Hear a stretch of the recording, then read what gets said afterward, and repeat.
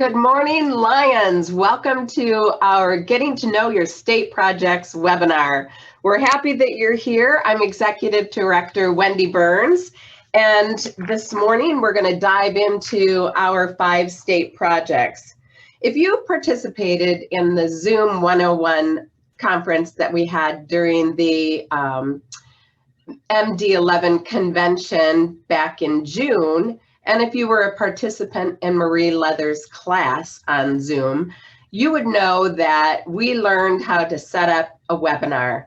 So today we've taken that knowledge and worked it into our webinar. And please know that I learned a lot from Marie and her class, but she is behind the scenes right now controlling nearly all of the keys. So thank you to Marie. Thank you to our projects for doing this for us today.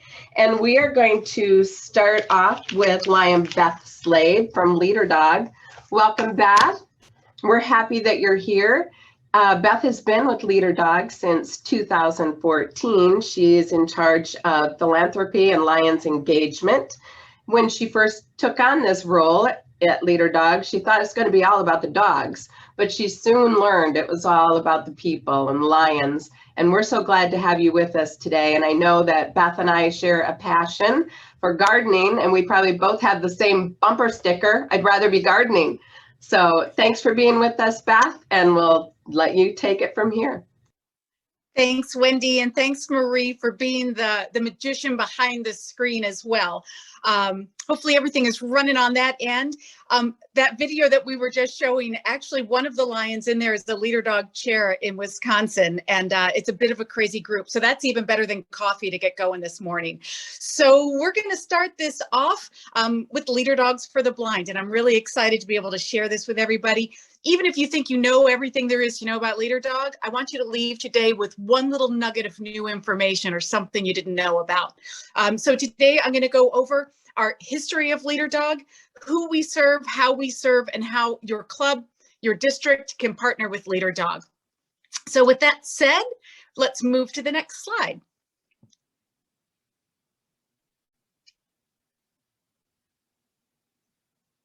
We'll start with a picture of a puppy because that's what we can do. So what we have up on the screen right now is a picture on the left of 3 gentlemen back in about 1937, 38. There were 3 Detroit area Lions who had another colleague, Dr. Glenn Wheeler, who could not get a guide dog from the only guide dog organization in the country at the time. So what do Lions do? They see a need, they fill a need. They went to a local breeder and said, can you train dogs to do this kind of guide dog work? And then can you train the people how to work with them? And of course he said yes. So our first graduating class had 4 gentlemen in it. They decided that this worked out so well that they wanted it to continue. So they found a farm up in Rochester Hills, Michigan, or for some of you down in Rochester Hills, Michigan. There's a picture of the original farmhouse on the right. This farmhouse was our entire campus. Our clients stayed there, our staff stayed there, the dogs were housed in a kennel out back. And it's grown a little bit since 1939. So the 3 gentlemen on the left were our founding Lions, so to say. Past international president, S.A. Dodge, past district governor Charles Nutting, and past district governor Schur. If you want to turn the page, campus looks a little bit different today, and right now it's closed down except for small tours, but I'm going to go on an extended invitation to all of you at any time. Give us a call and see if we're open back up because of protocols. But the campus looks a little bit different. We started off as a very grassroots organization, Lions, and we have grown thanks to your leadership and your partnership to an internationally renowned organization. So pictured up in the upper left-hand corner is our Canine Development Center. Many of you may remember a couple of years ago, we had a little bit of a renovation. It's about a 100,000 square foot building. This building can house up to 450 dogs at any one time. We have 2 full-time veterinarians and the veterinary clinic to go with it. We have a residence hall with over 30 rooms so that our clients, when they come on campus, have everything they need to be there for anywhere from a week to 3 weeks. A dining hall, a laundry facility, a workout room, everything you need to be on campus. Our campus is also staffed by about 190 people, plus generally about 450 volunteers in every area, from canine care to marketing to accounting. So we have volunteers that do so much for us every day, including puppy raisers. Let's hit the next slide. So we're going to have a little pop quiz. So there's a picture up on the screen right now of a group of individuals from about 1939. This was the class picture of our first class since we were incorporated. Does anybody know what the first breed of dog is that we used at Leader Dog? And if you can see the picture, there's a bit of a hint in there. So your first pop quiz, it was not a Golden Retriever. It was not a Labrador Retriever. It wasn't even a German Shepherd. The first dogs we used were Doberman Pinschers. So there's a picture of them on the screen right now. So hopefully maybe that's your first little nugget of information. It looks like Anita knew Dobermans. Good, Anita. So let's move on to who we serve. We'll go on and slide into the next one. So just like Lions, right? We serve people who are blind or visually impaired. We also serve people who are deaf-blind. Right now, there are at least 1.3 million people in the United States that are considered legally blind. We know that number is low because it's self-reporting. And any of you, I'm sitting here wearing glasses myself, no one likes to admit that their eyesight is getting worse. We know that at least 75,000 more people every year become blind or visually impaired. So Lions, we have a lot of people to serve. With that, we know that only about 10%, next slide, only about 10% of that 1.3 million people travel independently, either with a guide dog or a white cane. So that's like saying, how many people do we have on here? That's like saying if you've got a room of 100 people, only 10 maybe have a driver's license. That is a really small number of people who can get around independently without having to rely on someone else. So Lions, we've got a lot of people to serve. So let's move on to the next. How does Leader Dog help? So obviously we have several different programs. Guide dogs, the first one off the top, right? That's what we're known for. So guide dogs, we breed and raise our own dogs. We have volunteer puppy raisers that take the puppies from about 7 weeks. And they hold on to them for about 12 or 14. Some of them are Lions. They train the dogs how to be a good dog.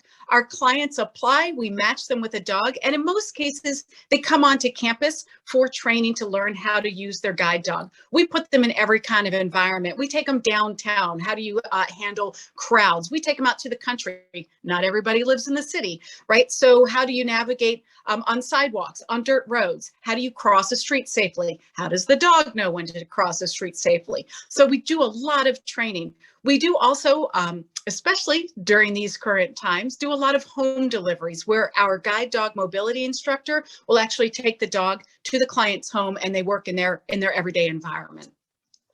Another one that a lot of people don't realize is that we had a lot of clients who were applying for a guide dog, but they didn't have that basic travel skill, and that's with a white cane. And I'll also throw this caveat in there, and I hate to say it out loud, but a dog isn't for everybody. We want you to be able to travel safely and independently, either with a white cane or a guide dog. And there are also certain instances where you might not be able to take a guide dog with you, and a cane is a better tool to use, depending on what the situation is. Maybe you're going to a concert or a ball game and it's really hot outside. So we realized a lot of people weren't getting this basic travel skill. There are a lot of agencies for the blind and visually impaired, but they have certain criteria that you have to meet to be able to get this training. We just had a gentleman who called from Florida. As a matter of fact, he had called his local department for the blind and visually impaired. He had to retire early because of his reduced vision. And when he was about 50, and when he called, they said, "Are you actively looking for work?" He said, "Well, no, I'm not, because I can't get around. They said, well, unless you're looking actively for work, you don't qualify for our services. So that's sort of a cart before the horse before the cart. It's just a non-ending circle. He did happen to find us, and he was able to come up and get that white cane training. He was so excited that now he's applying for a guide dog as well. So we like to find agencies that don't know about us so that they can refer people to Leader Dog to help with cases they can't handle. Another program that we have, a lot of people don't realize, is summer experience for teens. So as Shelly's going to talk about Bear Lake Camp in just a little bit, we partner along with Bear Lake as well for kids who are 16 and 17 years old. We invite them to Leader Dog for a week. It's a little mayhemish. 16 and 17-year-olds are all the same, no matter what their level of vision is. So they come up, we do a lot of leadership. Lions, you know, we love teaching leadership. We do a lot of leadership skills. They get to test drive a guide dog. They go up and do the ropes course up at Bear Lake Camp. It's just a really great time. So we have those 3 programs that are always ongoing. And when you're out there in the community, please make sure that you're letting people know it's not just guide dogs. So next slide up, here's your next pop quiz. What US states and Canadian provinces are served by Leader Dogs for the Blind? And the answer is all of them. We have clients from all 50 states, all Canadian provinces. In a normal year where we can go internationally, we have clients from Spain, from Mexico. We work with Lions in both of those areas. As a matter of fact, we have clients not only in all 50 states and all provinces, but in 17 other countries. So remember I said we started off as very grassroots? This is our international reach now. So what can 3 Lions do when they put their mind to something? So let's look next at the Leader Dog impact. So this is great. This is the numbers. For all of you numbers people out there, here come the numbers. In any normal year, we issue about 200 Leader Dogs with clients. We serve about 100 more people with white cane skills at orientation and mobility training. And we're licensed by the state for 24 teenagers for our summer experience. We also have the first and only one of 2 programs where we train guide dogs for people who are deaf-blind. There are only one other organization, I think, that now has a dedicated program for people specifically deaf-blind. And we train between 6 and 11 people with those specially trained dogs. The biggest number I want you to remember is 0. That is what it costs our clients to come to Leader Dog. So everybody set your coffee down and reach around and pat yourselves on the back, because we're able to do this because of the support from Lions and individuals, corporations, and foundations. We're 100% philanthropically funded. We do not charge a fee for our services. Transportation to and from Leader Dog, the harness, the GPS if you're using that, the white cane, summer experience, we don't charge for this. We are not government funded, and we don't receive insurance for this. So everything we do, we have to fundraise every year. Lions are a big part of that. So let's look a little bit more local of what our Michigan impact is. Obviously, we have served more clients in Michigan than any other state, and we're pretty proud of that. So right now, of active Leader Dog teams, that's a dog and a client, there are 175 hitting the pavement and the dirt roads out there in Michigan. Historically, this is a huge number. We have placed over 2,224 Leader Dogs to people who live in Michigan. And if you want numbers on that, by today's numbers, that is over $102 million worth of services just in guide dogs that we did not bill a single client for.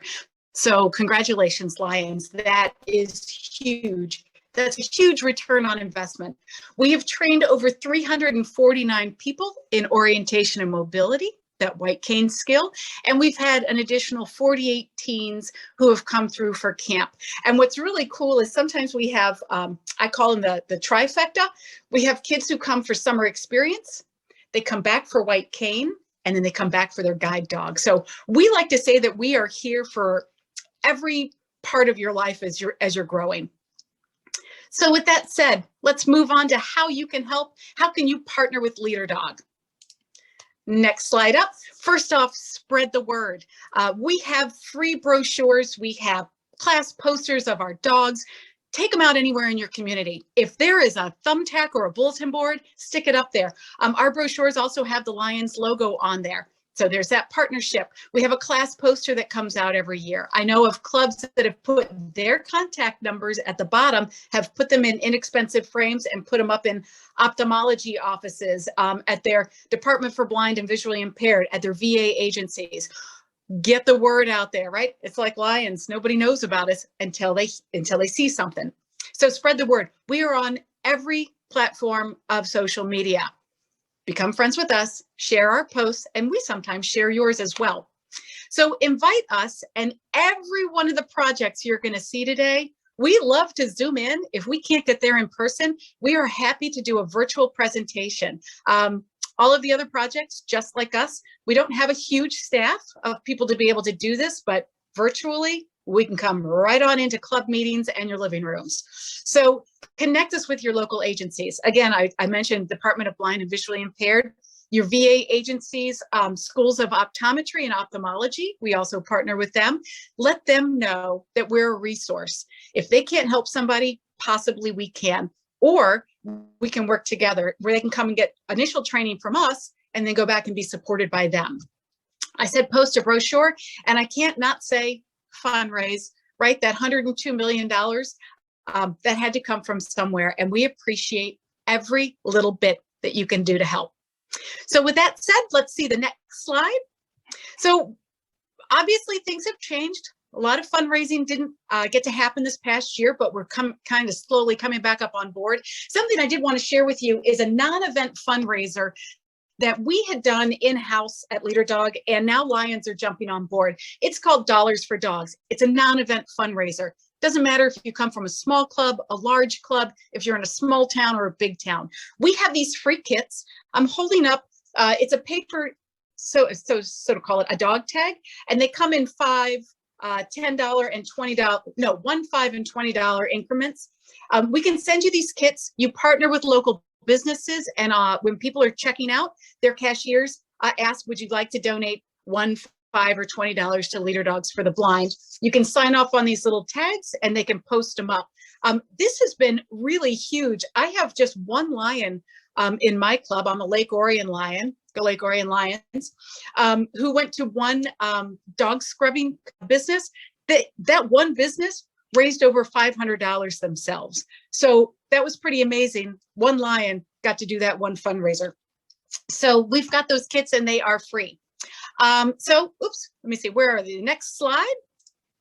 So other ways that you can partner with us, we have sponsorships available. We have symbolic puppy sponsorships. We have any club that donates $100 or more gets a patch. You can honor other Lions or businesses with our founders tributes. We have lots of different ways to recognize the good work that we do as Lions.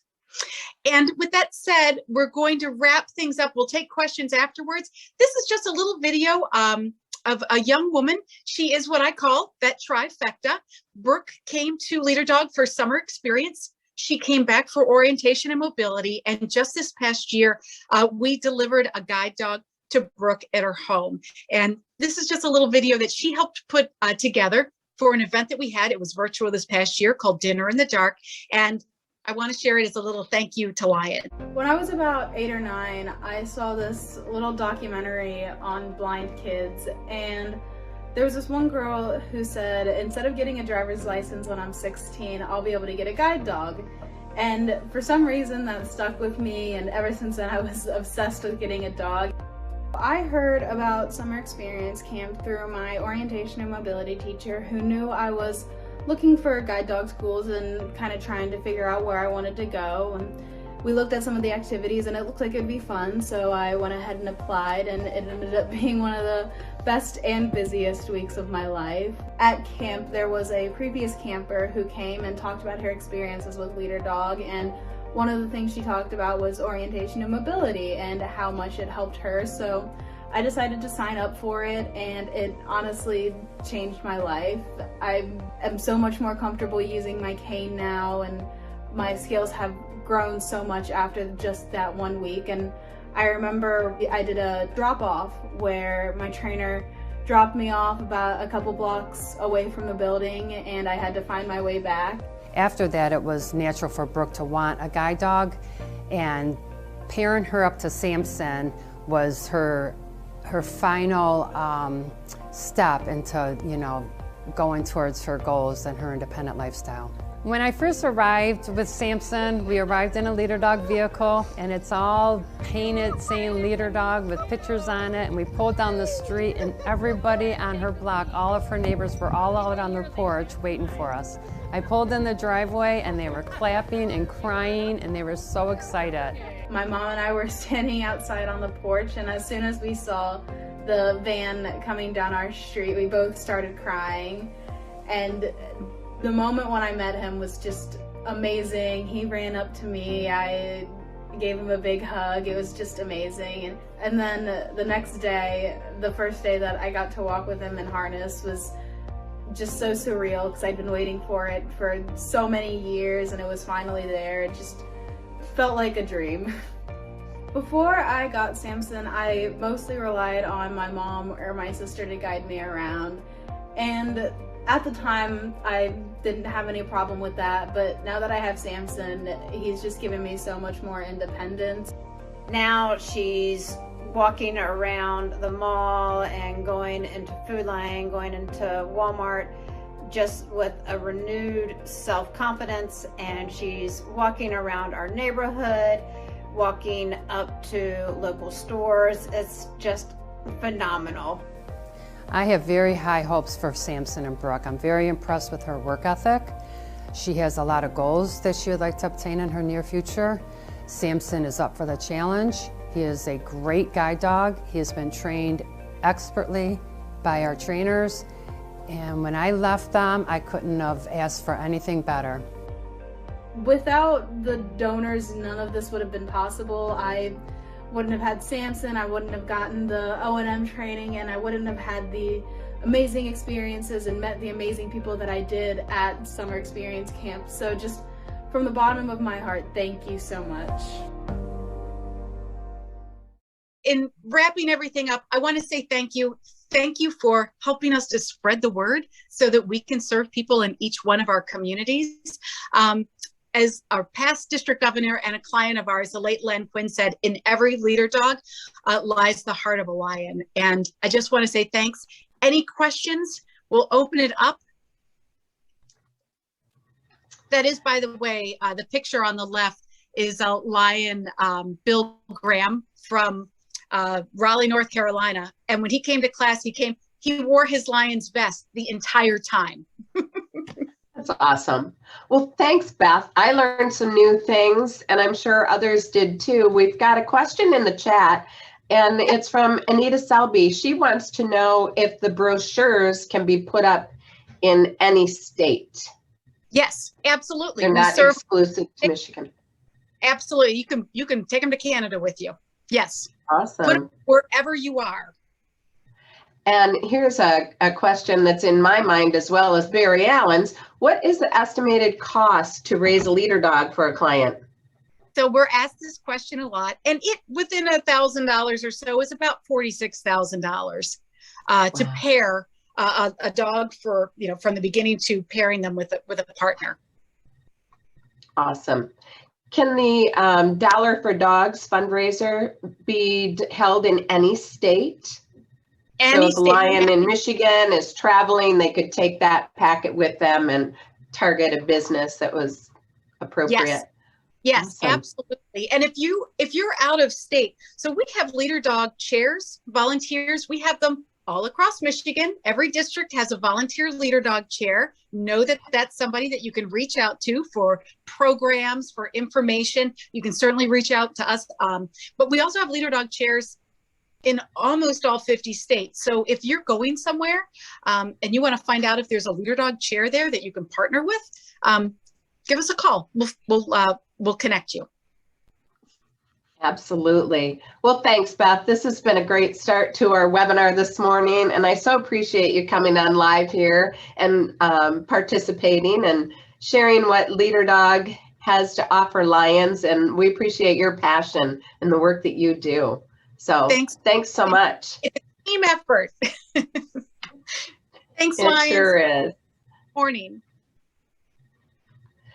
All right, next up, we have a video we're going to share from Eversight. And this video is going to be narrated by Gary Aboud, who Gary, as you may remember, if you were at the Michigan Forum a couple of years ago, he was our keynote speaker.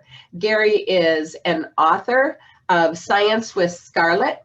He is a double cornea recipient, and he will share with you what is happening with Eversight. One note to know about Gary, he was the 2014 Michigan Teacher of the Year. He's not in teaching any longer. He's in private practice. He's a motivator. He's a great speaker, and you're going to learn a little bit more about what's happening with Eversight today.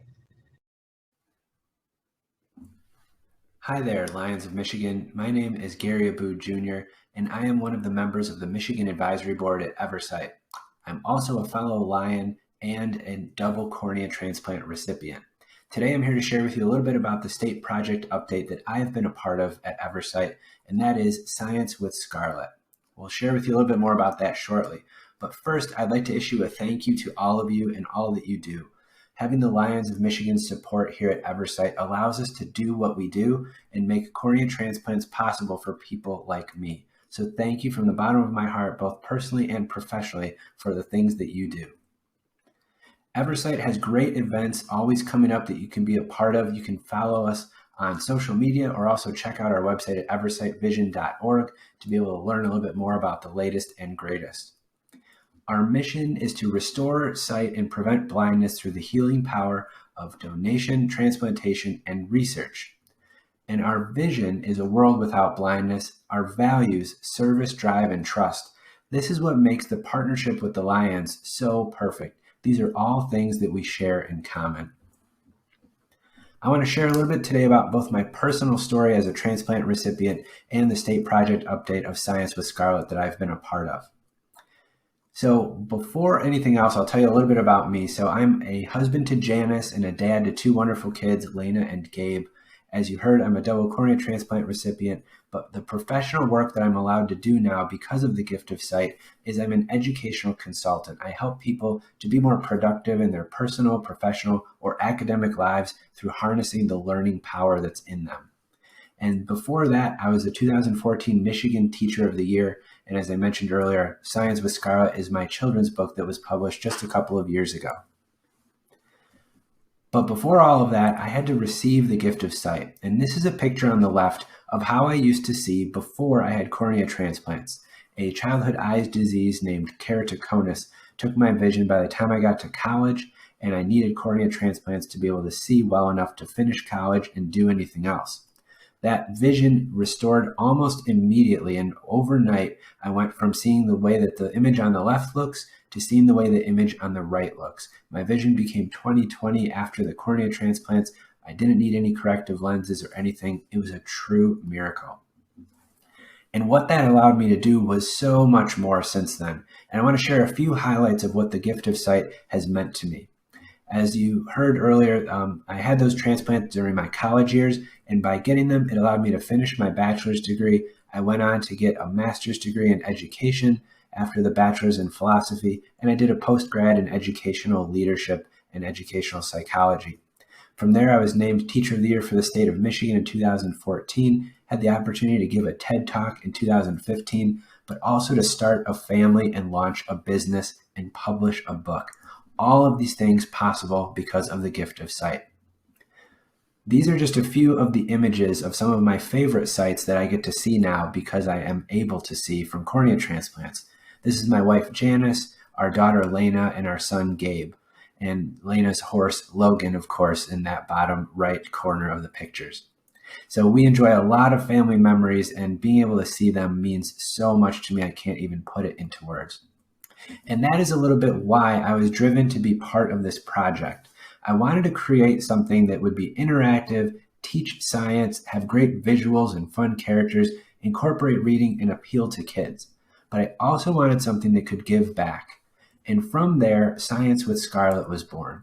a children's book about a young girl scientist and her teddy bear assistant who do enjoyable experiments with the reader to help them learn about the science of color vision and the color mixing of light. We decided to donate 15% of the proceeds from the book to Eversight to be able to continue to support their mission and their vision towards a world without blindness.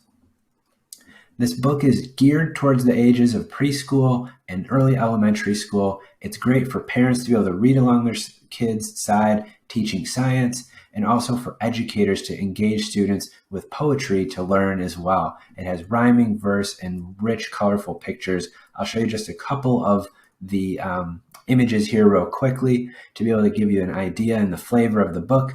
And it takes students through a series of experiments that will help them to model the color mixing of light that happens in the eye.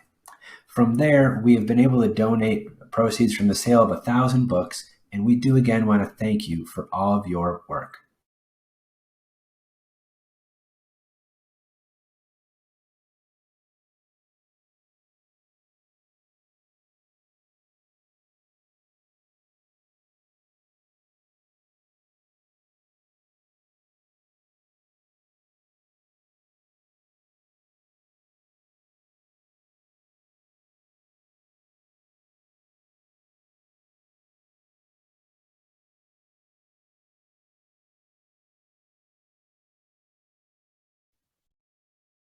Wendy, are you there?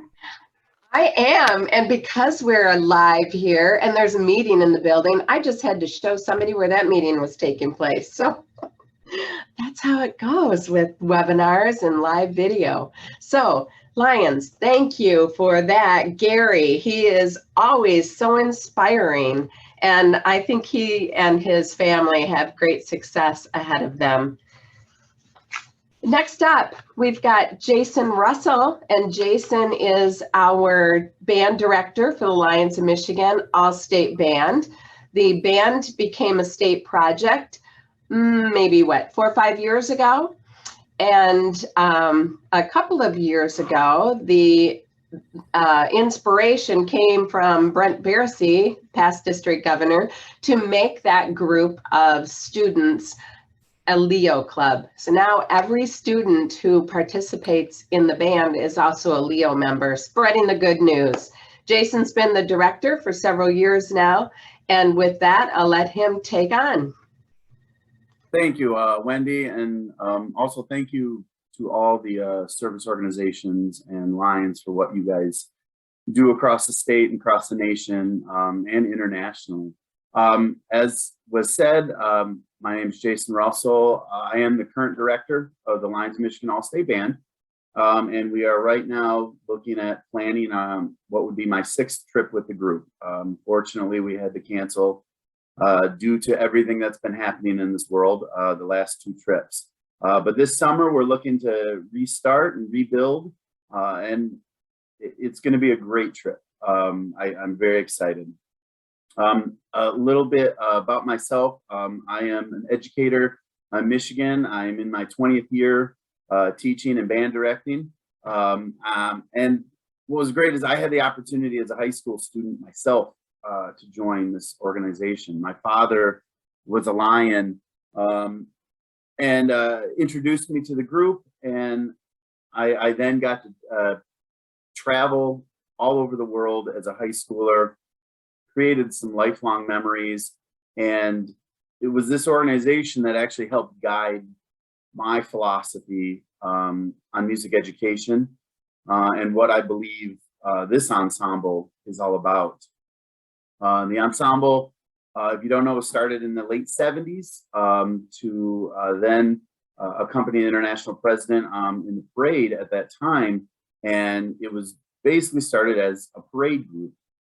As we've gone on, it has transformed into so much more, and where I believe the organization is going and should go, and that is as a true service organization through our gifts of music. We as musicians work very hard at our craft, and the students who are part of this group work extremely hard in their craft, and we're able to give back to communities and give back through performance and through our gifts. I say it many times to anybody who will listen to me that these students who are a part of this organization are our future and are our greatest ambassadors on the international stage. And they encompass that concept of we serve so much that if you ever get a chance to see them perform at the various venues that we get to, it can bring a tear to your eye watching the smiles that they bring to people. It's a very exciting, very neat experience for me as a director, as well as the students. So just, I have a small video, just a small glimpse of that I have. It's about a 6-minute video. This is from our Toronto trip a few years back.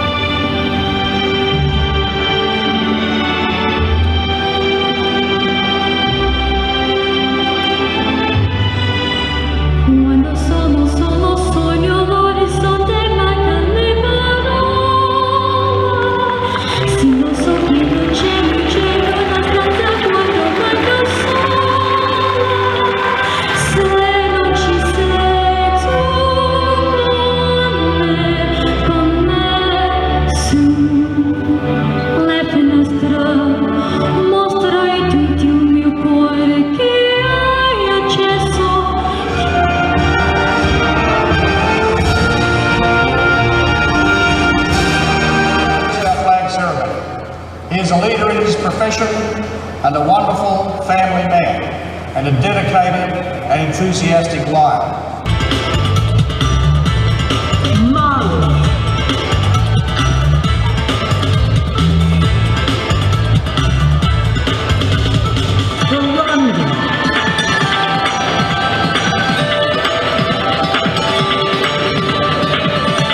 The Republic of South Africa.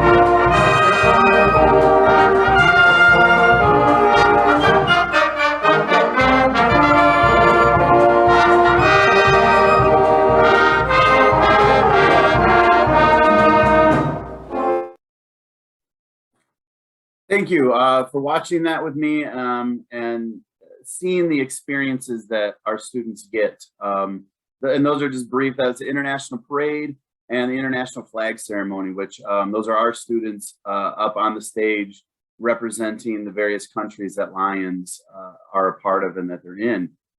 But I can't stress enough how important the work they do that we didn't see, that we don't always get to see.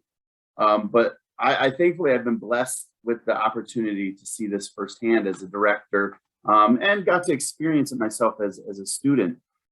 But to see the smiles that this band brings to the faces of their audience at children's hospitals, when we perform at orphanages, veterans homes, boys and girls clubs, and retirement homes, it does emotionally well you up. To see kids who, when we were in Hawaii a number of years ago, we played at a children's hospital and the students performed wonderfully. But what was even more important is that we always build time into our schedule to let the students interact with where they are.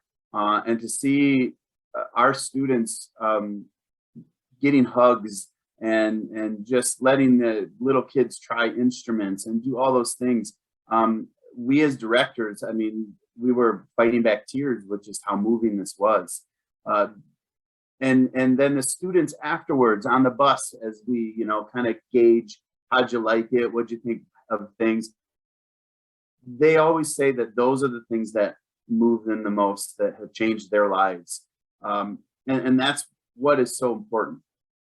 So because of all this, the importance of us being a state project now, I can't overstate that. And I thank you all for allowing that to happen. And so my future goals for the group include a few things. Excuse me. First, we need to rebuild. Having these 2 years off is tough, and we are now in a rebuilding year, and that's where I'm going to need your help so much. Many bands in Michigan, though we send out pamphlets, flyers, and posters to every band director in the state of Michigan, some of them unfortunately make it into the circular file cabinets, and they unfortunately don't tell their students about it. And that's where the various clubs can help us so much. Getting into the schools, talking to the director, asking, hey, can I talk to your kids about the Lions of Michigan All-State Band? Quick 5-minute talk, 10-minute talk if you can, and tell them about the group, tell them where we're going, tell them what they'll be able to experience in the services that offers. Let them know that the Lions are so helpful in helping raise funds and helping with the financials. There are few groups on this planet who fundraise better than the Lions organizations, and that you'll help them raise that money, and that they are not alone in this. So I like to say, if you as Lions can help get them in the door, and to help them with the cost of the trip, then my team will do the rest. We will teach them the music. We will help instill in them that motto that is so important, that we all stress, that motto of "We serve." Second, more of a long-term goal, is I would love to start some sort of scholarship fund. I'd like to base it similar to the Blue Lake Fine Arts Camp model. And what they often do is, if you're a returning member, you get a discount on the fees associated with Blue Lake. So we could offer discount, some sort of discount for returning members. If we could have a scholarship program that we could be needs-based.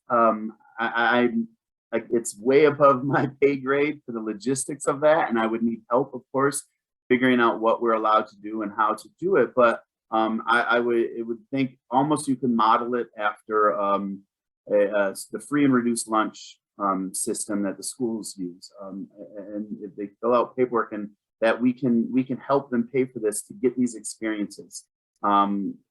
It's just so important. And then third,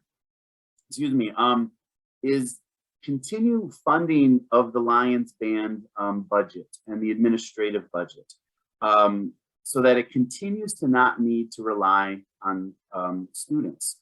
I'm not sure if people know, but most trips, and I'm talking in the upper 90% of school trips, band trips, that type of thing, there is always a little bit of extra cost added on to the students and the participants to help defray the administrative costs, to comp the director's costs. We are very proud that we do not do that. Because of the generous donations of the various clubs to the Lions Band and to our administrative budget, we take care of all those costs, so we do not put that on the students.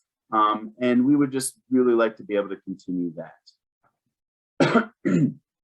In closing, before we open up for questions, I just again want to thank you all for participating in this event, for Wendy and Marie for helping set it up and doing all of that.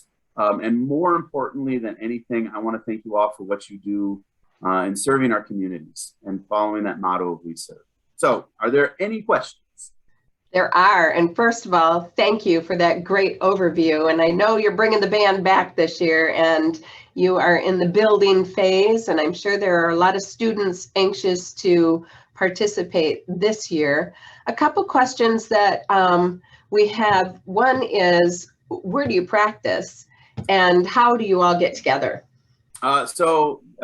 Great question. Thank you. As of right now, we practice at Ovid Elsie High School. That is up in the air a little bit right now due to, unfortunately, protocols that are in place. We will let the students know well in advance if that changes. My school personally has already, I've already addressed and talked to my school, and they've opened up that if we can't participate and practice in Ovid, that they'll be able to come to my school, and my school is going to be able. So there will be a place for performance and practice. We get together. Pardon? Excuse me. Sorry. Where is your school, Jason? My school is Lakeville Community Schools. We are northeast of Flint in the northeast corner of Genesee County. Awesome. And is, oh, sorry. The second was, what was the second half of that question? No, I just wondered where your school was. And do you have a cap on how many students could be in the band? Do you have a limit? No. Nope, not at all. When I personally was marching in the group, I think we were in the upper 120s, 130s. Yeah. Some of the groups that I've taken over the years have been 60, 70. I think we had about 50 kids go to Italy. So there is no cap. And I'm happy as a lark in front of as many kids and students as you can send my way. That's awesome. Just one more question here.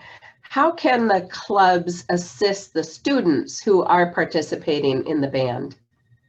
I'd say the biggest thing is to let them know that they don't have to do the fundraising alone, and that the clubs are behind them, supporting them, because the clubs understand how important their work is, and how important the students' work is, getting just that goodwill out into the world, and that we need goodwill in this world. And to offer up, hey, we'll help you guys set up a pancake fundraiser, or we'll help you set up a dodgeball fundraiser, you know, that type of stuff. And that that's the big thing that they'll help them with.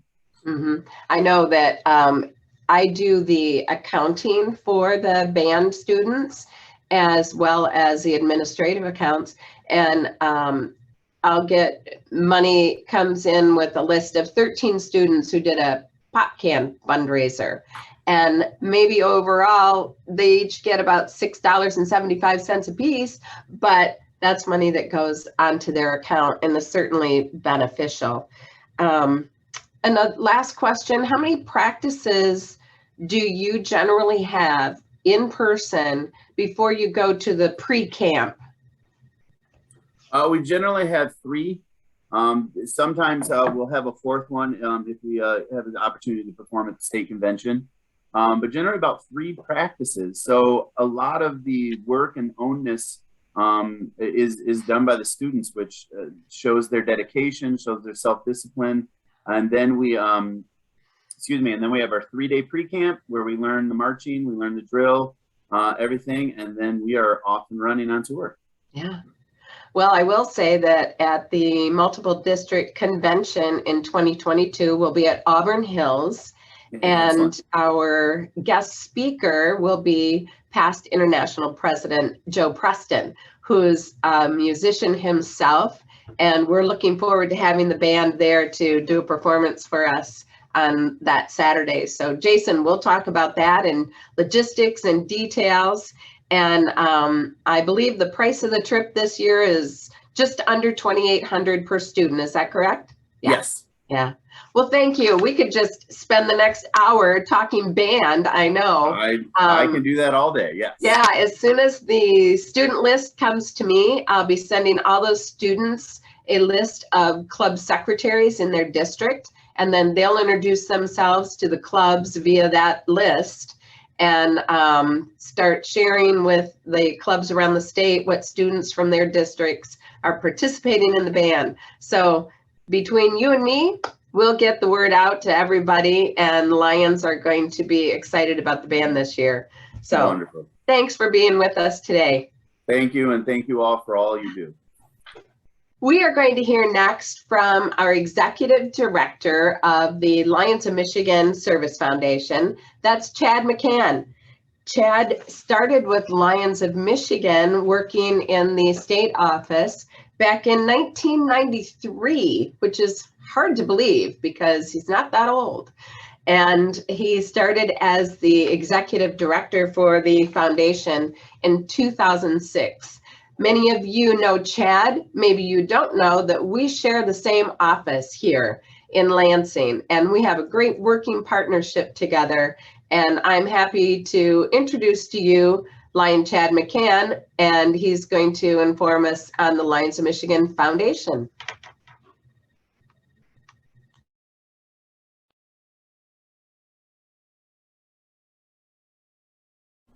Hi, I'm Chad McCann, the director of the Lions of Michigan Foundation.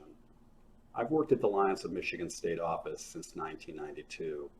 I've witnessed firsthand what Lions Clubs do in Michigan and throughout the world. Our foundation was created in the early 1980s to help Michigan Lions Clubs provide services in their communities and improve quality of life. In the early years of the foundation, we primarily helped Lions Clubs raise and administer funds for special projects, like a person's cancer treatment or organ transplant surgery. One of our very first cases was to help the Bedford Township Lions Club assist an 8-year-old boy and his family who needed a liver transplant. While our programs encompass many areas, through screening, diagnosis, treatment, education, and research. We primarily help underserved populations and financially struggling individuals who require assistance with eye care, hearing aids, or an unexpected life event. Our services are offered statewide with a focus on helping Michigan residents succeed academically, develop normally, maintain independence, and prosper in life. Our motto is Partners in Service, which both describes our close relationship with our Michigan Lions clubs and auxiliaries, and our philosophy on making a difference in the lives of disadvantaged people in our state. It is our belief that by combining resources and working together with other charities, businesses, and foundations, we can better address the issues that face our state, and we can confidently confront the challenges that lie ahead. Our close working relationship with our Michigan Lions clubs and auxiliaries enables us to readily identify, select, and effectively provide services for individuals and their families who require our help to deal with their medical problems and quality of life issues. Michigan Lions clubs provide advocacy for our clients, and in most cases, the local Lions club provides additional financial support and services for clients. Through our KidSight program, we aim to identify and help restore normal vision to children suffering from undiagnosed vision disorders that affect their ability to perform in school and develop on pace with their classmates. Our high-tech mobile vision screeners are programmed to quickly and accurately identify vision disorders such as myopia, nearsightedness, hyperopia, farsightedness, anisometropia, unequal refraction power, astigmatism, optical defect, anisocoria, unequal pupil size, and strabismus, gaze deviations, through non-invasive testing. When identified early, 95% of vision problems can be corrected. However, when vision problems are not detected early, a child's vision can deteriorate, and vision loss can be irreversible.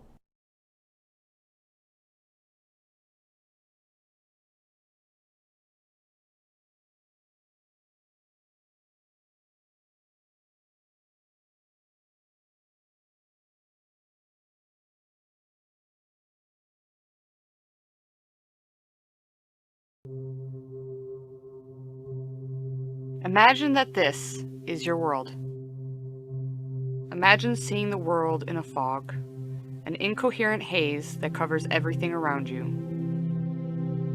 For many, this is how they see the world every day. Hard to imagine, right? But what if I told you that there was a way all of this could have been prevented? What if all of this could have been stopped from the very beginning?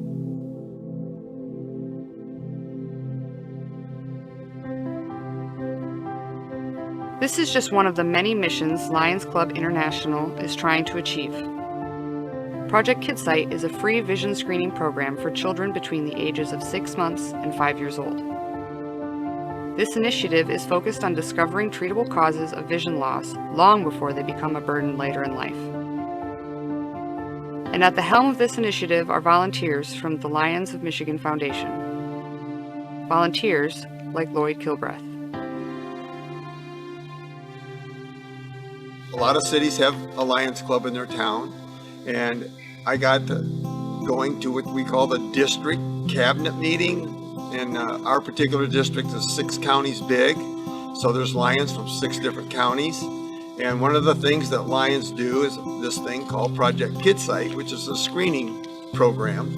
And I was invited to be on that committee, and I was on that committee for 1 year, and then I became the district coordinator for it. So, and I've been doing that now for 10 plus years. But how exactly does the Project KidSight initiative work? Well, the process is easier than you might think. It's my job to train the Lions and the different Lion Club how to use the equipment. We have a special camera, takes a picture of the child's eyes. The camera is also a computer. And when we put in the age of the child, it tells us the camera what set of parameters to use to examine those eyes. And if it falls within those parameters, it's a pass. And if it's outside of those parameters, we call that a referral. and at which time we give the parents some paperwork and a copy of that referral to take to an eye doctor and have that child's eyes examined by a professional. Perhaps the most impactful thing about the Project KidSight initiative is that it's not anchored to one particular location. The Lions of Michigan have taken their cause on the road, utilizing travel trailers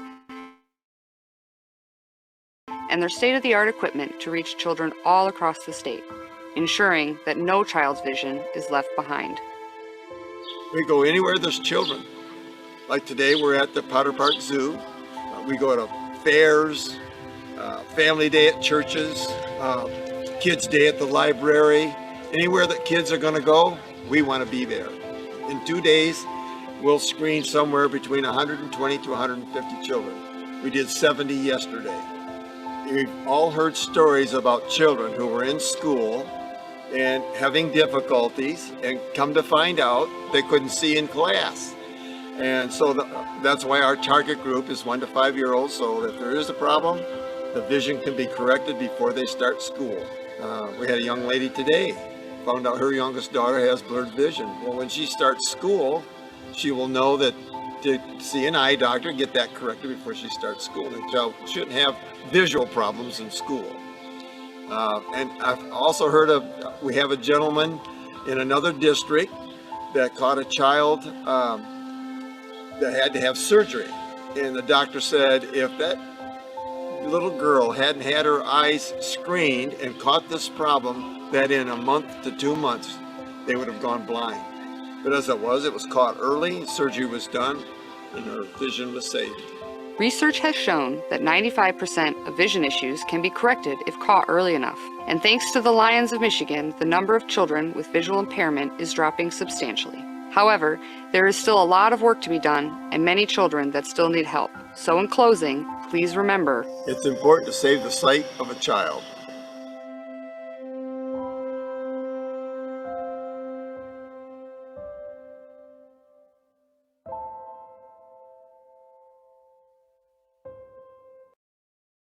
Through our hearing screening program, our objective is to identify and treat hearing problems before they impede a child's learning and development and negatively impact a child or adult's quality of life. Research shows that 15% of children and over 30% of older adults suffer from hearing loss that harmfully affects their daily lives.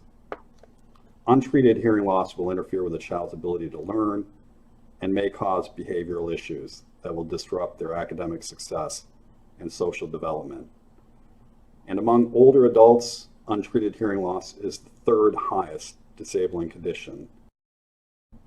Through our Lions of Michigan Affordable Hearing Aid Program, we help low-income people with hearing loss maintain self-sufficiency through the provision of affordable hearing aids and audiology services.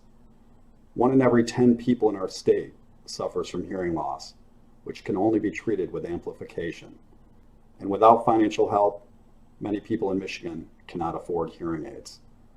Our strong partnerships with hearing aid suppliers, including GN Resound, Phonak, Rexton, Starkey, and Unitron, audiology groups and hearing specialists, and other charities, enable us to provide our hearing impaired clients with all types of digital hearing aids for about 25% of the average market cost. Collaboration allows us to keep program costs down and help many more Michigan residents without jeopardizing service quality.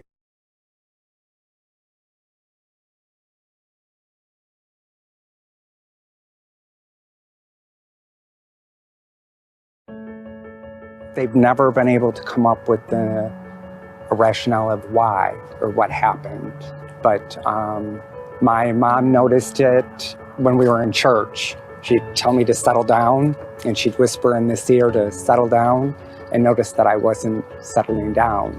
So took me to the Michigan School of the Deaf to have audiograms done and things like that, and realized that that ear was non-hearing. My right ear, I'm completely deaf in. I have been since birth. My left ear has acoustic neuroma wrapped around it, and it's slowly cutting the hearing off in the left ear.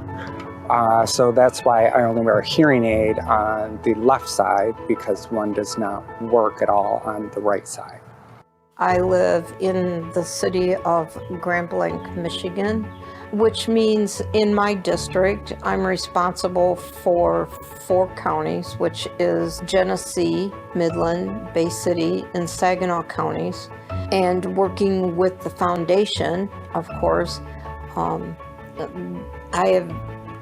just completing my first year of being the state chairperson. My biggest thing that fulfills my life is that I advocate for people with disabilities, for people who are less fortunate than some of us to be able to hear, and help them get hearing aids and other hearing devices.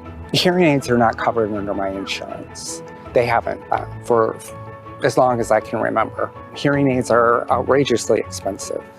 My life has changed quite a bit, and just to go out and buy a new hearing aid was more than I could do. So they recommended me to the Lions Club, and I started talking with Becky and understood that they do it by income based, and she sent me paperwork and went from there.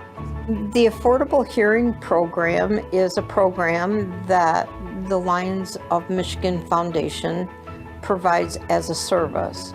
In order to be eligible, you have to fill out an application. You have to prove that you are a legal resident in the state of Michigan. You have to show that what types of insurance that you have, so that we can verify if your insurance covers the hearing aids or hearing services or not. And then you have to prove a source of income so that we can determine if your income falls within our eligibility categories. And Becky made it really easy, highlighted stuff that was most important, and then just sent it back to her. And then she then forwarded it to, I believe, Lansing. And it took a couple of months, probably 2-3 months over the whole process between filling out the paperwork, sending it to Lansing, getting a response, and then picking out the hearing aid, doing the audiogram, and then getting the hearing aid. It wasn't bad at all. And everything was conveniently located. I didn't have to go somewhere out of town to take care of things. It was all right within like the Flint area. At Hear USA, our motto is changing lives through better hearing, and our goal is really to help people every day and get them into better hearing, as many people as we can. The program partners us with the Lions Club. The Lions Club helps provide the hearing aids, and we help provide the service. And we've been doing this with the Lions Club for longer than I've been here, so longer than 22 years. And I'd say we've probably done hundreds of people over the last 22 years, at least since I've been here. She did an audiogram on me and sat down and assessed the audiogram with me, gave me an idea of a couple of hearing aid choices. And then from there, she even said, "What color do you want?" So this is usually where we bring the patient in. We take a little case history, talk about what kind of problems they're having with their hearing, and then we go ahead and we move them into the test booth, which is over here. And patients will sit in the booth, and we have the headphones we put on, and then they have a little clicker they'll click when they hear the beeping tones. And this is how we find out how much hearing loss they have. And over here is where we perform the hearing test on the computer, and then we're able to show the patient how much hearing loss they have and go over if hearing aids are required. And if they are, then we will show the patient something that might be recommended. So for example, this is a pair of hearing aids here. This actually is for a Lions Club patient. And we can show them what a hearing aid would look like, what it would sound like, just to give them an idea of how that will work for them. And once the patient comes in to get their hearing aids, we use some equipment here that helps us tune in the hearing aids so that it's set exactly to their prescription. And then we go over how to use them, take care of them, and do all the counseling on the instruments. I'm so appreciative to the Lions Club, to Becky, to Stacy for what they do and how they helped me. It's allowed me to hear better, hear the birds chirping, communicate better with people, and respond appropriately to people. So it's really changed my life in a really positive way. Working with the Lions Club has been such a joy and a blessing to be able to see the patients' eyes light up and how they can hear so much better after they get their hearing aids. And it's just been really an honor to partner with the Lions, and what a blessing it is to the community for us to have them to work with. We try to treat our people that we help care for and offer the services that we can as individuals, and treat them with dignity and say, hey, look, it's okay. You shouldn't feel bad because you have to ask for help. That's what we're here for. We're here to help.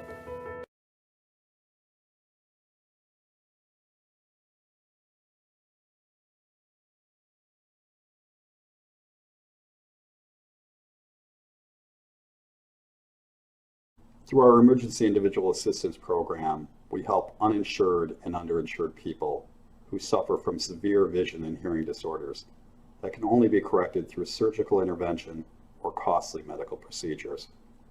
Our service agreements and partnerships with ophthalmology groups and medical service providers throughout Michigan ensure that program resources are used efficiently and effectively, and that clients receive exceptional care at affordable costs. I thought our world was going to fall apart. You know, the person you love, the person that's the love of your life, and the things you share seeing together suddenly became profoundly important. My job requires that you drive to get around all over. Road signs and building signs and street signs, and so any kind of a sign at a distance, it was hard to see. Without my driver's thing, I would be without a job. I would have been without my job. Well, the next thing that we had to figure out was what we were going to do about it without the insurance. And so I started calling places. First I called the local hospital. And no, without insurance, there's nothing we can do for you without thousands of dollars. So what are we going to do? I said, God help. Bad news. My husband makes, I'm going to be real honest, he makes $5.60 an hour. We sent him to the optometrist that does eye exams for the Lions Club. Mrs. Chapman called me and told me that these tests concluded that he did have cataracts and that he would need cataract surgery. This would be very, very costly. And then I talked to the district governor, and he says, well, what about the Lions Foundation? A short time, a very short time, Mr. Bauer called us back and said it was approved, the application, so we were very ecstatic. They were literally like a dream team. And in that prayerful part of your spirit, that's where the Lions live. They're like that blessed assurance, that ray of hope. They have heart and soul and spirit and generosity. After the surgeries, I had a lot of anxiety with that one. My whole license was up for renewal, the visual, the written, and everything. I passed it all, and I was very happy with that one. Well, he was like Rocky from the movie Rocky. The whole thing. Yeah. It was like he turned back into, you're the man. You're the man. You're the man now, yeah. We're a very simple couple. The things that we appreciate seeing are the simple things in life. You like sunrises and sunsets and freighters under the Blue Water Bridge and swans on the marsh and, you know, things like that. The waves hitting against the shore. I think God knows about the Lions. Through our Emergency Military Family and Veterans Relief Program, we help current and former military members and their families with financial emergencies.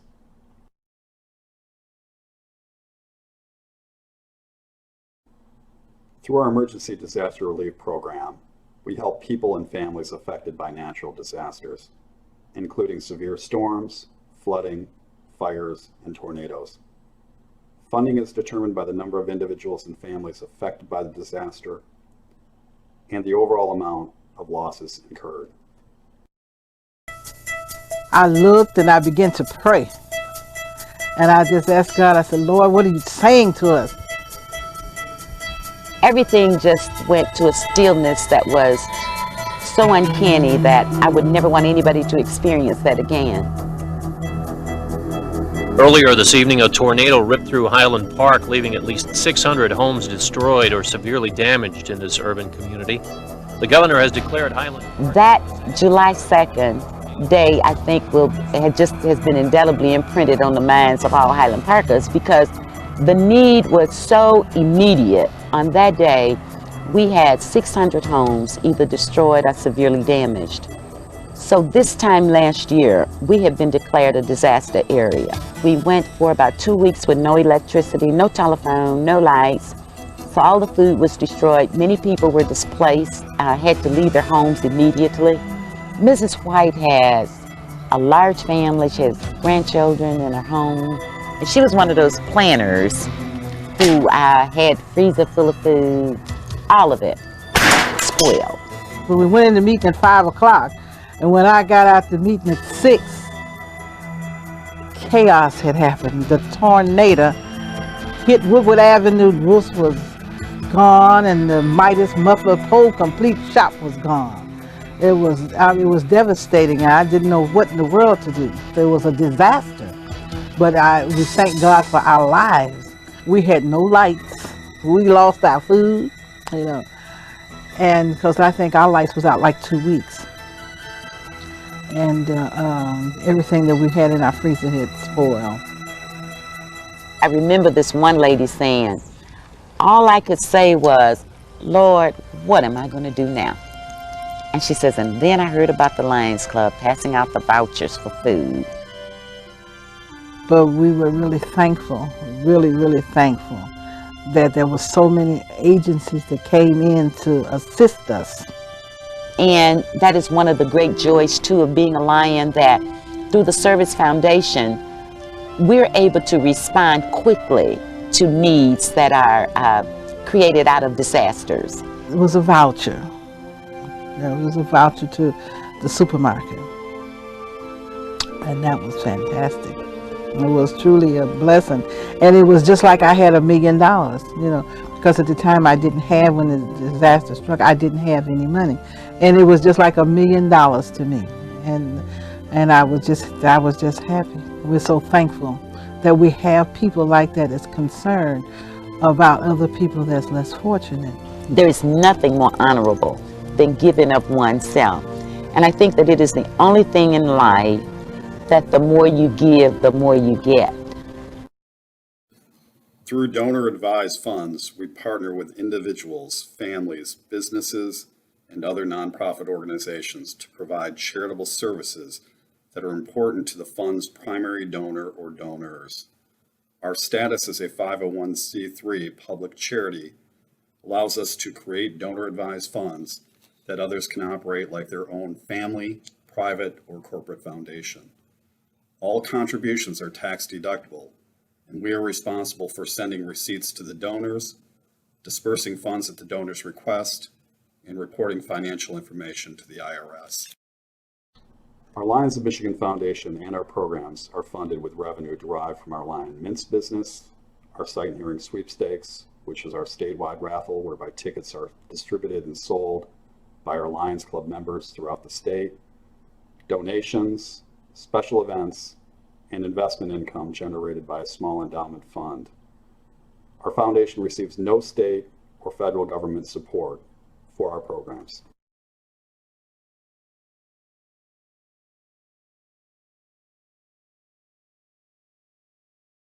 Lions Club, bye!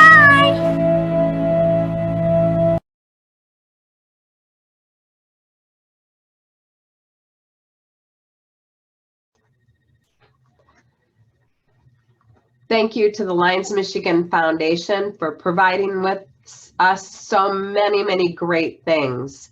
Our final segment today, we're going to hear from Lions Bear Lake Camp.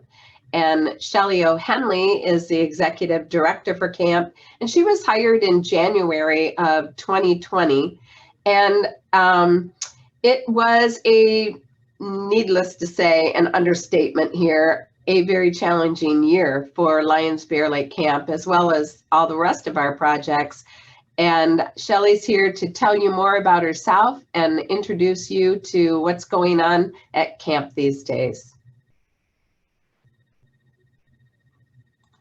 I'm Shelly O'Henley, Executive Director at Lions Bear Lake Camp, and I'm here to share with you one of the Fab 5 state projects, and that is Lions Visually Impaired Youth Camp. So with that being said, let's go ahead and get started.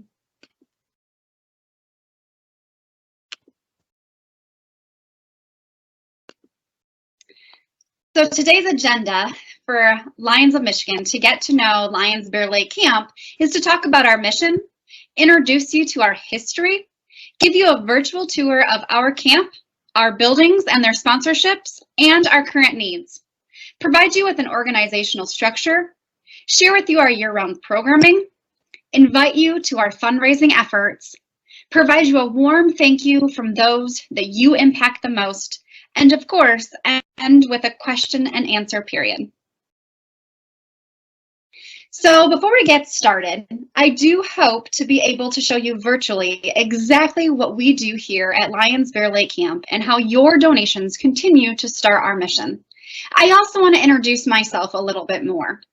I think it's important that you know where the leadership is and where we're going since the beginning of COVID. As some of you may know, I have taken over as Executive Director in January of 2020.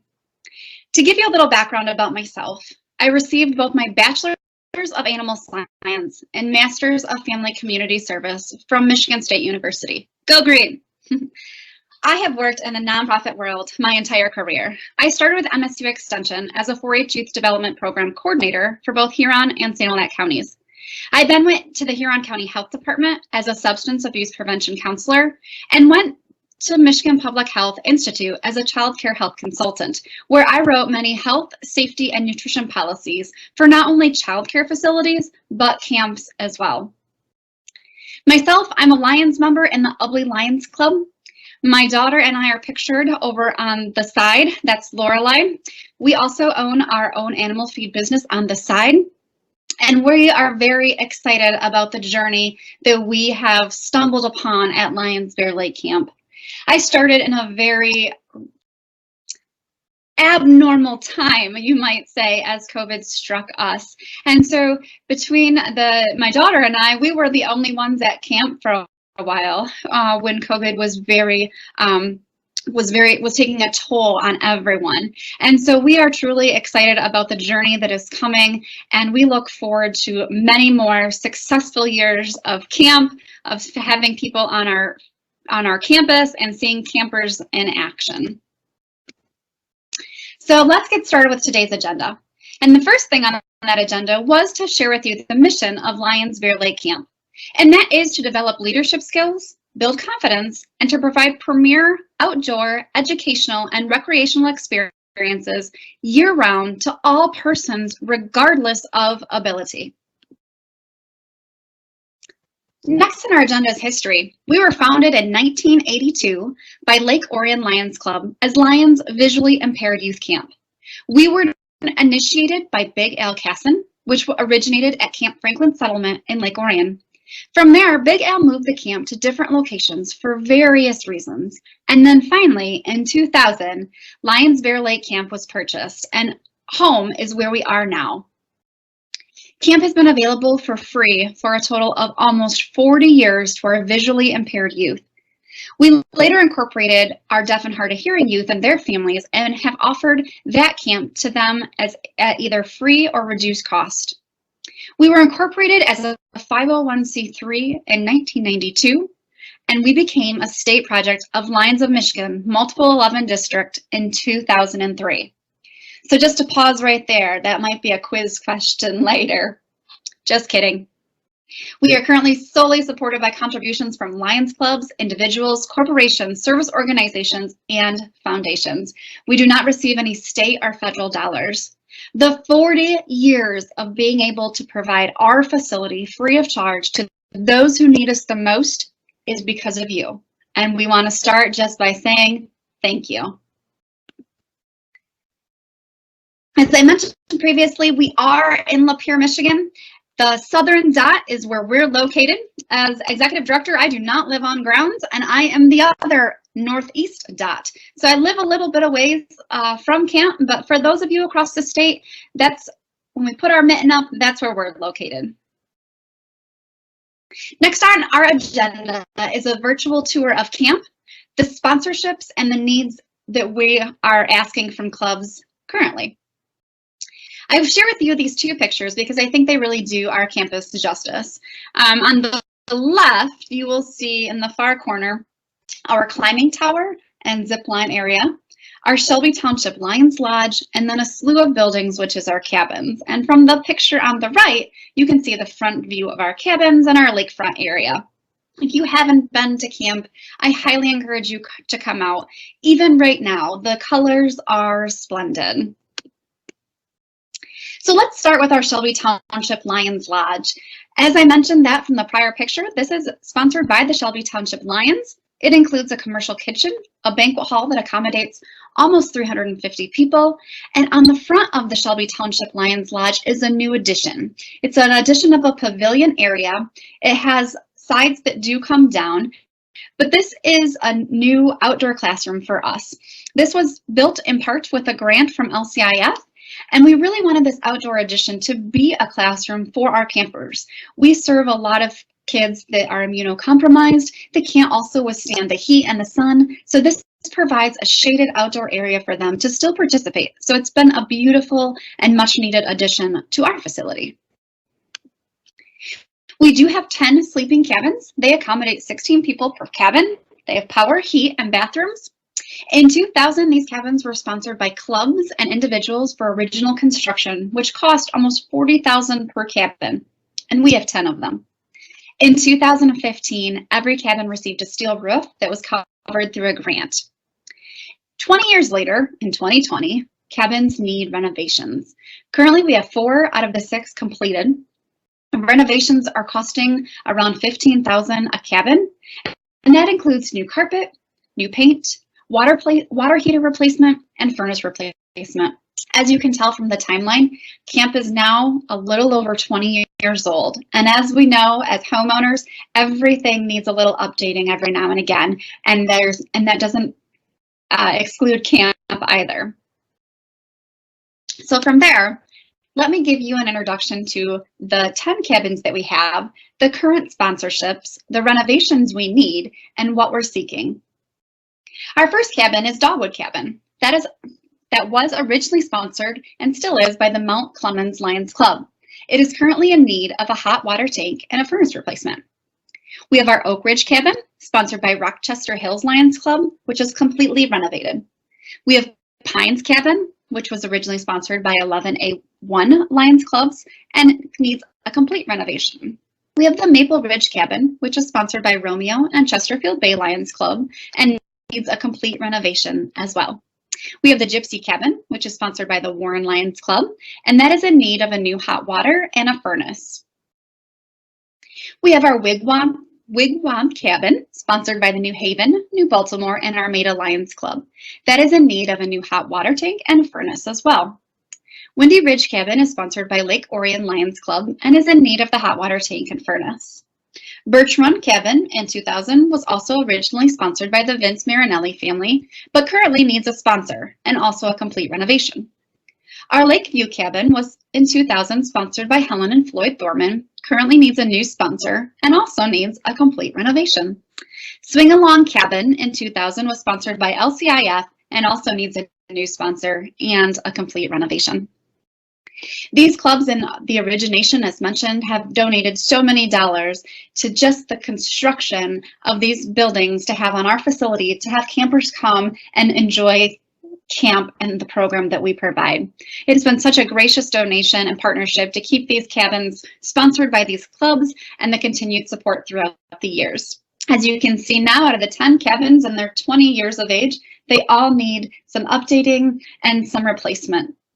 So we ask that clubs are either able to continue their sponsorship that they have always done throughout the last 20 years, or we could also add new sponsors for the renovation portion of it. So if your club is interested in any of the sponsorships, please contact me and we would be happy to get the new renovation started to get into the full swing of the 2022 season. We have our playground area that's also universally accessible. We have our universally accessible dock on the left that was sponsored by an LCIF grant as well, which means any ability can take a kayak, a canoe, what have you, and launch from that dock. It's a beautiful new addition. We have our archery field sponsored by the Ubly Lions, and on the right, our Dunn Memorial Activity Field, which is the size of a football field. And we have many schools that take advantage of that with their marching bands to their football practices. We also have a lot of leadership development that happens on that field as well. On what we like to call the hill is our tenting area, which we have a covered pavilion, a wonderful campfire ring, a beautiful shower house, and again, the tenting area throughout the surrounding areas. This was sponsored by District 11A1 Lions Club. We have our Nature Center that in 2000 was sponsored by the 11D2 Lions Clubs, and it needs a few renovations as well. This is in need of a steel roof and gutters, ramp work, exterior paint, and new carpeting. This is where all of our nature activities occur. They learn anything from the wildlife that is at camp to the fish in the lake to the birds in the trees. This is a very well enjoyed building. We also have our activity center. In 2000, it was sponsored by the Eschbach Foundation and is currently in need of a hot water tank, a new furnace, interior paint, and exterior paint. This building is where a lot of activities occur. It's a very open building, and so on rainy days, we can come in here and we can still do our leadership. They've been known to do some additional team building activities in here, so it's a very nice area for those rainy days. Our Art Center in 2000 was sponsored by the Waterford Lions Club. Most recently in 2021, initial renovations were sponsored by the Lapeer County Community Foundation. We redid some of the ramp. We redid some of the exterior. Doors needed to be replaced. The inside flooring needed to be replaced. Interior paint because the floor was rotting out. And so we've done a lot of renovation to make this art center a great classroom for our kids. However, it's still in need of a steel roof and gutters, exterior paint, and the most interesting part is we are in need of an individual to help care for the Art Center programming itself.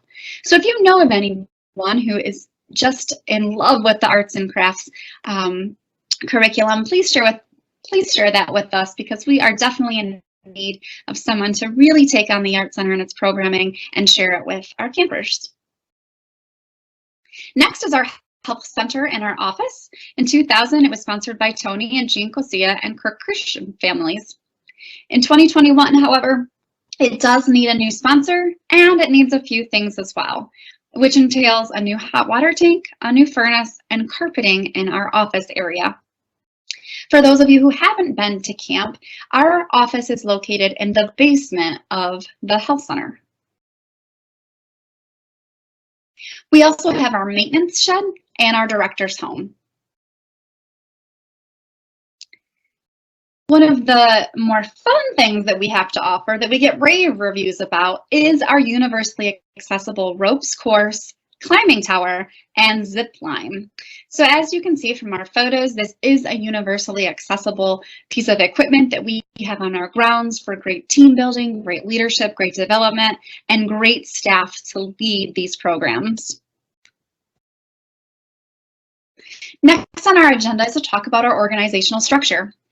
Here at Lions Bear Lake Camp, we are governed by a large board of directors. They really do seek to lead us into the future with great programming, great ideas, and to help fiscally support us. From there, it goes down to myself as executive director. Next is our camp director, which is currently a vacant position that we are looking to hire in 2022. We have our maintenance director position, our food service director and his staff. We have our visually impaired program coordinators, our deaf and hard of hearing program coordinators, and almost 100 summer counselors and staff, and not to forget our volunteers.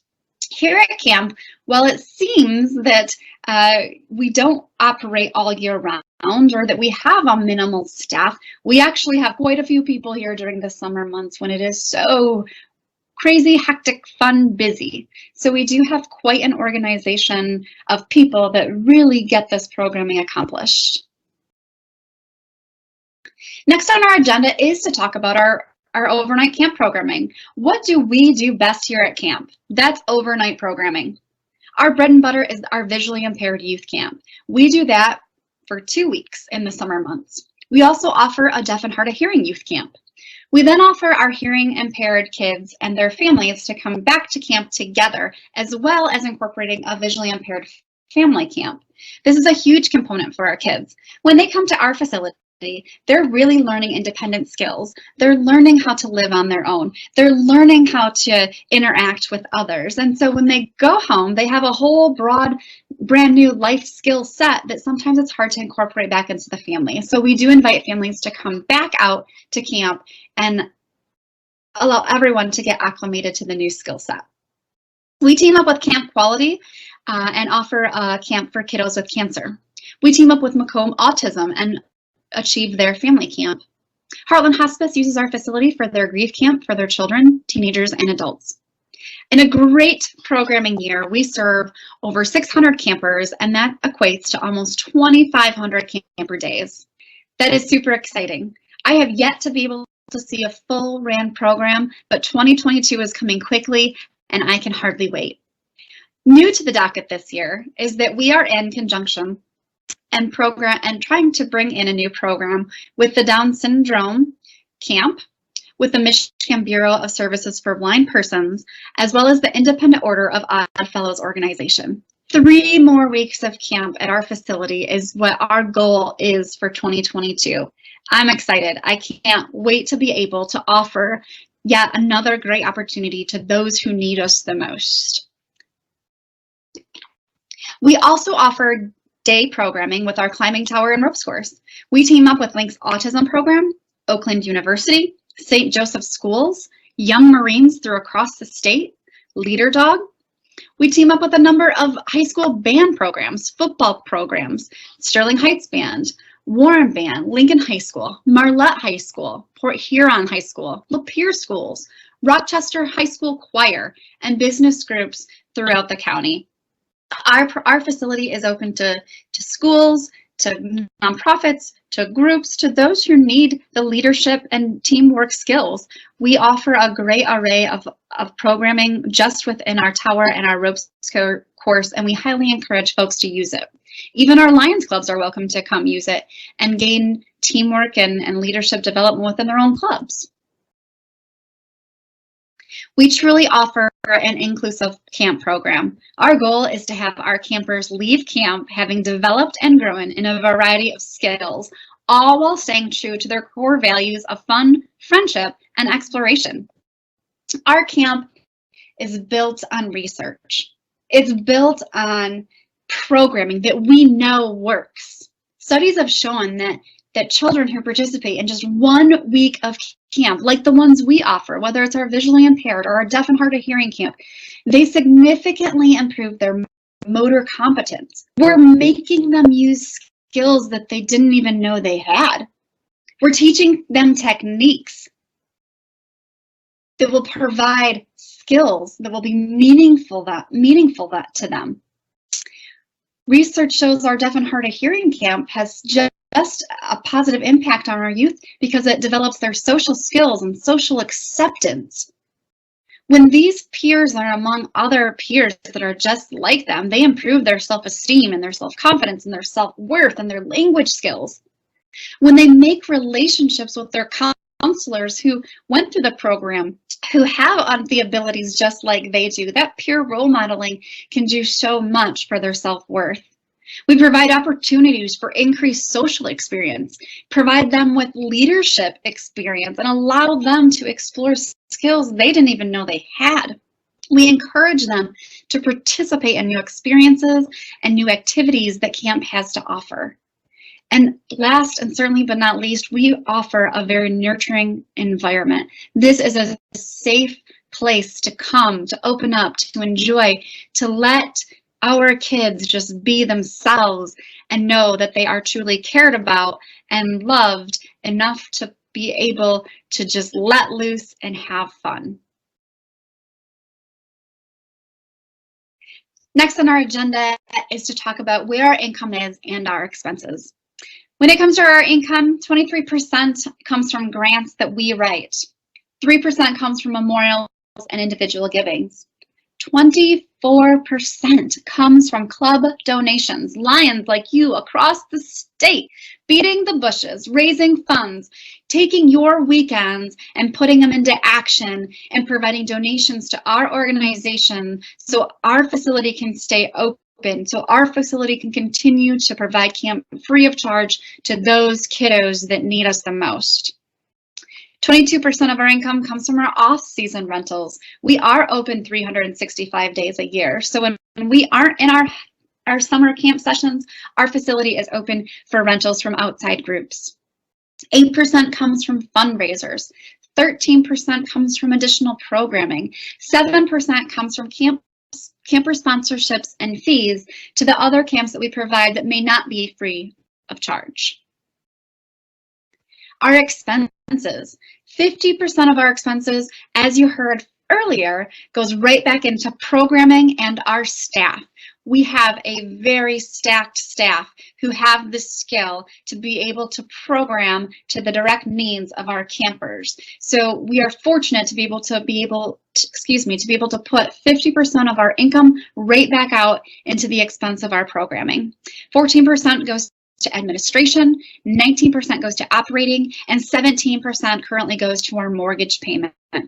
And we are very happy and excited to always say we are on the downhill spiral of 100% fully owning Lions Bear Lake Camp by fall of 2022, which will free up that money, more dollars, to go right back to increase our programming ability. 2022 is going to be one exciting year. Speak of the devil, what does that look like for camp? We've got our dates set. We have our visually impaired camp date set, our deaf and hard of hearing camp, our second session, and our family camps. We are ready, we are excited, and we hope that as Lions, you will continue to support sponsorships for these kids to be able to come to camp and allow their families to enjoy it free of charge. So stay tuned. As I mentioned earlier, we're adding 3 more weeks of camp, who again will directly fulfill our mission and our goal. So stay tuned for those dates. But truly, 2022 is going to be a wonderful year for us at camp. What can you do to help?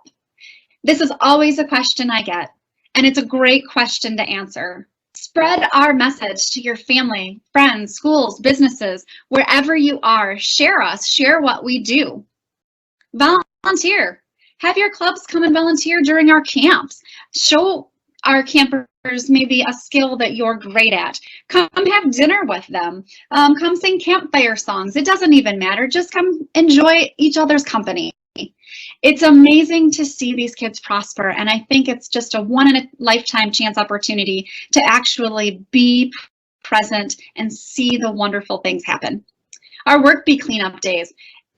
You know, we have a great big facility, lots of buildings, lots of sponsorships, always something to do. Come help us out, whether you like to mow grass, trim trees, rake leaves.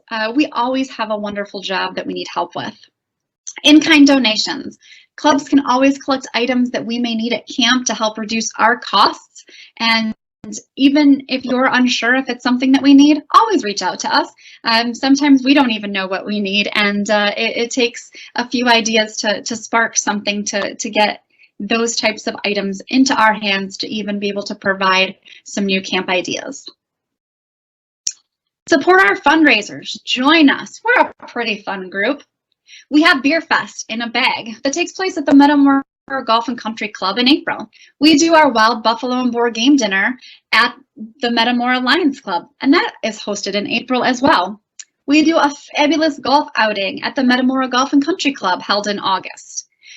We do an ultra marathon fundraiser that's held in October, a great time of the year to come out and see camp with all the wonderful colors changing.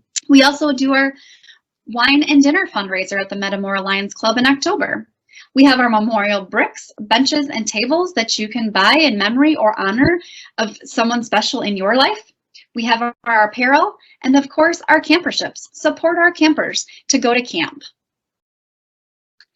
And our annual donations. All of our clubs continuously give generously throughout the fiscal year. We get your annual club donations, and that qualifies you for a banner patch. We also have our cabin and building sponsorships. I went through a virtual tour of our camp, our cabins, our buildings. We have wonderful sponsors who have originally sponsored them, and now we're looking for renovation sponsorships. So if your club can help with that, please do. We also have our ongoing For Our Kids Capital campaign. That's truly another campaign that will hopefully be able to get built back up to continue to support our cabin and buildings. We have used those dollars in the last couple of years to do just that, and so now we're trying to build those funds back up. So the hope is that your club can support 2 of the 3 annual donation options and help continue to keep our facility looking as sharp as it always does. Finally, thank you. Thank you for what you've done. I, as executive director, can say thank you over and over, but I think you really need to hear it from those who get support from you directly.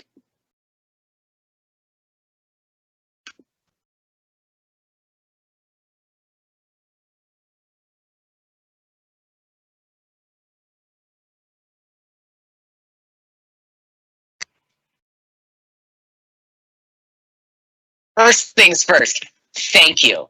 Thank you so much. I wouldn't have been able to start off as this little 8-year-old kid going up through the program and now work on staff and help other little 8-year-old kids grow up and learn and just have a fun summer with a camp experience. It wouldn't be possible without all the Lions Club support and everything they do for this camp. I would just say thank you to all the Lions Clubs, because without their support, this camp would not be possible. And I truly wouldn't be the person I am today. I wouldn't have made so many friends and had so many amazing experiences and learned so much from all the different people here. So I would just want to give a big thank you, because without them, this camp would never be possible. And we appreciate all the donations and all the support that we've been given through Lions Group, because it brings all the resources that we need to camp, the staff that we bring, and just the camp experience overall. So as a state project, even one of the missions is our vision. And so we want to help all the visually impaired members of our communities. And so just by doing, our visually impaired and blind camp, we're fulfilling part of that mission. We're doing exactly what this camp alone was founded on. And we've been able to successfully do that for over 20 years. So going into the future, knowing that those donations are going to be here to continue to put on these great adventures for our campers who are in the blind and visually impaired community, we're doing such a due diligence to our mission and our value and the heart of what Lions was founded on. And being able to look down at some of these kids, watch them grow as they grow up, like some staff watched me grow and eventually become staff. And just seeing that and seeing them learn, seeing them just have fun and have everything be just like a regular summer camp in this special place for them. It's just amazing. Wouldn't have it any other way. I think my favorite thing is seeing the kids interact with each other, having them all come to our facility, our campus, and really find kids that are just like them and they can interact and be themselves and open up and blossom and really have a great time. So my hope from day one, I want this camp full of kids from the moment they're out of school to the moment they go back into school. I want every week filled with a camp opportunity for the kids who need us the most, who can really bring what they're great at and express it here. Camp has prepared me to give me more practice in leadership roles. I don't think I would have gotten that leadership confidence without the start of camp, because that's really where it all started. I was able to practice the leadership and hone in on it and just run with it. Even though we might say it a lot, we really, really mean it. Just thank you for everything. On behalf of Lions Bear Lake Camp and myself and all of our campers, thank you for your continued donations. The impact you're making will last a lifetime.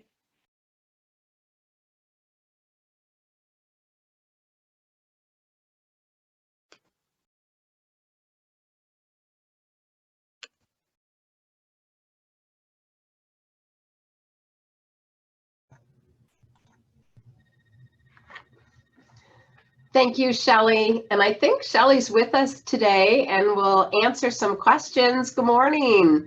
Thanks for that great overview of camp. I already have a question. Someone would like to know, and you can share with us, what's the average cost for a camper to attend? Good morning, everybody. Thanks for joining in today. I'm doubling up at another event, so I've got you here with me, though. And so the average cost is roughly around $500 per camper for the week of camp. Thanks for asking. Yeah, and do those donations come from, or do donations for students come from clubs, kind of like they do with All-State Band? Yes, very similar. So most of the donations that cover the cost of our campers come directly from clubs and their annual donations. Yep. That's awesome. That's awesome. I can hear in the background, I know you're at the B1 workshop projects night going on there. So hey to everyone at B1. Glad you could take a minute to join us. If somebody would like to investigate sponsoring a cabin, you said that there were some sponsorships available. Where would they find out? Other than, you know, obviously they can go to you, but is there printed material that you can provide us? Or maybe I can even put that in the Lion Pride. Yes, certainly. So as everyone is well aware, our facility is 22 years old, so that takes renovation. So we are back out asking clubs to help renovate the cabin they once adopted, and or other clubs give them the opportunity to join in on the bandwagon as well. So certainly we've got some printed material that we could share, and what other great way to push it across to all the clubs in the state. So we will certainly get you that information and we can share that out. Yeah, Thank you. Great. And what better way to explain to a district what you do than attending a district projects night, or in this case, a projects morning. But I know that all of our state projects typically try to attend these events throughout the districts, and you do a lot of traveling and just getting the word out about what everyone is doing and how Lions can help support you is just so beneficial to both you, our other projects, and the Lions as well. They join for a reason, to serve, and this helps fulfill that mission to serve and to be a Lion. Yeah, so anything else you'd like to share with us, Shelley, before we conclude? Just thank you, everybody, for joining in today. Again, if you have any questions after or you want more information, feel free to contact me. You can call or email. I'm willing to come to clubs and visit too, so feel free to reach out. Thank you so much. Thank you. Enjoy the rest of your day. And Lions, thank you for participating today and giving up a couple of hours of your Saturday morning. The panelists that we had, I can't thank you enough. Everyone was so enthusiastic about giving a presentation and sharing with you what our state projects do for you, what you are doing for them. Every year at our multiple district convention, we hear from our state projects during the business session, but it's just not quite enough. You know, we were able to provide a lot of information today that we know you'll want to share with your clubs. I also have to give a very special thank you to Lion Magic Marie Leathers for helping me with this webinar today and for making everything run so smoothly. I want you to know that with Zoom, we've been able to offer so many extras to our membership, and we'll continue to offer these educational webinars throughout the year, but we are really looking forward to our live events again. And I want you to know the upcoming events we've got scheduled are the Leadership Institute. We still have a few more openings available. If you'd like to find out more about the Institute, just get in touch with me and I'll let you know the details. It's on our website. You probably have already gotten information about it, but that's coming up November 5th through 7th. The Michigan Forum, we're really looking forward to going live with that again in February. We've got 16 breakout sessions that you'll be able to attend. That'll be February 26th. All great sessions in the works, great presenters. It's our own little mini version of the USA Canada Forum. So we hope you can plan to be there for that. And then of course our multiple district convention in May. I announced earlier that our international guest speaker will be past President Joe Preston. And on Friday night, here's a little sneak preview, our entertainment is going to be the Gong Show. So we know you're going to want to sign up for an act on the Gong Show.